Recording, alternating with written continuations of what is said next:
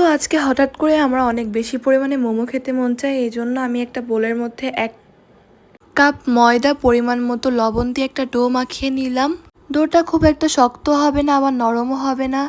এটাকে আমি আধা ঘন্টার জন্য রেস্টে রেখে দিব। আর যেহেতু হঠাৎ করেই মোমো বানাচ্ছি, এই জন্য আমার বাসায় তেমন কিছু ছিল না, মানে চিকেনটা খুবই কম ছিল। এই জন্য আমি 2টা ডিম ঝুড়া করে নিব যাতে টেস্টটা ভালো হয় মোমোর। আর আজকে আমি মোমোর পুরটা ভেজে নিব, কারণ এখানে অনেক সবজি অ্যাড করা হবে। মানে সবজিও তেমন ছিল না বাসায়, বাট তারপর আমি বানাইছি। যাই হোক, তো দেখতেই পাইছো কি কি সবজি কি দিছি না দিছি। এরপর ঝুড়া ডিমটা দিলাম, আর 1 টেবিল চামচ আদা বাটা, রসুন বাটা, ঝালের গুঁড়া পরিমাণ মতো, আধা চা চামচ গোলমরিচের গুঁড়া, টমেটো সস 1 টেবিল চামচ, আর সয়া সস 1 টেবিল চামচ।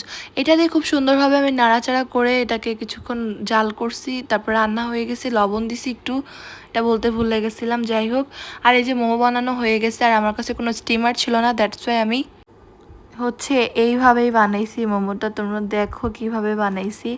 আর সত্যি কথা বলতে খুবই মজা হয়েছিল, টেস্টটা একদম নিজের রেসিপিতে বানানো, বাট খুবই মজা হয়েছিল। তোমরা চাইলে ট্রাই করে দেখতে পারো। Bye bye.